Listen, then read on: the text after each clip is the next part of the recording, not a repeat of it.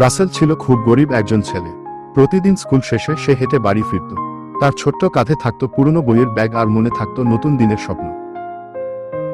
একদিন স্কুল থেকে ফেরার পথে রাস্তার একপাশে সে একটি মানিব্যাগ দেখতে পেল।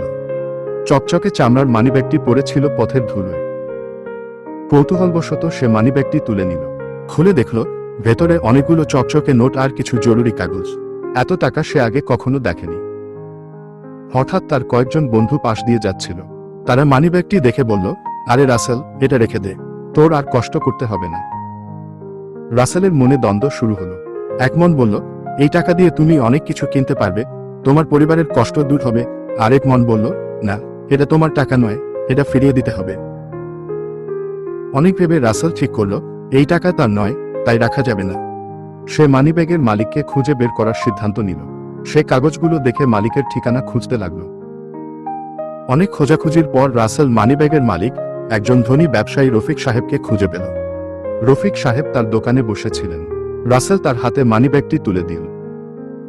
নিজের হারানো মানিব্যাগ হাতে পেয়ে রফিক সাহেব আবেগে কেঁদে ফেললেন। তিনি রাসেলকে জড়িয়ে ধরে বললেন, তোমার এই সততাই তোমাকে জীবনে অনেক বড় করবে। পরদিন রফিক সাহেব রাসেলকে নিজের দোকানে একটি কাজ দিলেন। রাসেল মন দিয়ে কাজ করতে লাগলো এবং অল্প দিনেই সবার প্রিয় হয়ে উঠল। ধীরে ধীরে রাসেল একজন সফল ব্যবসায়ী হয়ে উঠল। মানুষ তাকে সৎ ছেলে হিসেবেই চিনত। যারা একসময় তাকে নিয়ে হাসত, তারাই এখন তাকে শ্রদ্ধা করত। সততা সত্যিই মানুষের সবচেয়ে বড় সম্পদ।